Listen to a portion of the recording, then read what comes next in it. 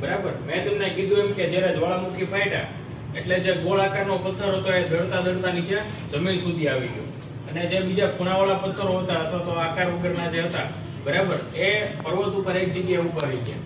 એની ઉપરથી જે આદિમાનવ હતા એણે શું કર્યું કે જે ગોળ પથ્થર હતો એનું કોતરણી કામ કરીને આ પ્રકારના પથ્થરની એક ડિઝાઇન બનાવી. બરાબર. એ પથ્થરની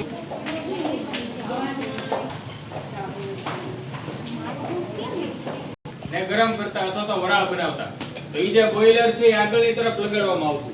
બરાબર. એટલે એનો જે ધુમાડો છે એ બાળકોના મોઢા ઉપર આવતો. મોઢા ઉપર બાળકોનું જે ડ્રાઈવર થી પેલું ઇલેક્ટ્રિક એન્જિન બનાવ્યું. તો આ ઇલેક્ટ્રિક એન્જિન છે એ કેવી રીતે કામ કરતું? તો કે આગળ જે આપણે ઇલેક્ટ્રિક મોટર જોઈ એની સાથે શીખી જતો તો લાવી એકાદું મૂકી દે. ચાલો બધા રેડી. એન્જિનને ચલાવવા માટે કયા પ્રકારના ફ્યુઅલનો ઉપયોગ કરવામાં આવતો એની બધી માહિતી તમારે અહીંયા એના મોડેલ જોવાના છે. બરાબર. સામે જે દેખાય છે ફ્રેન્કોસ આઇઝે દે રિવાર્ડ. બરાબર. જેને સૌથી અથવા તો જે ન્યૂઝપેપર છપાતા હોય ત્યાં આ પ્રકારના એન્જિનનો ઉપયોગ કરવામાં આવતો.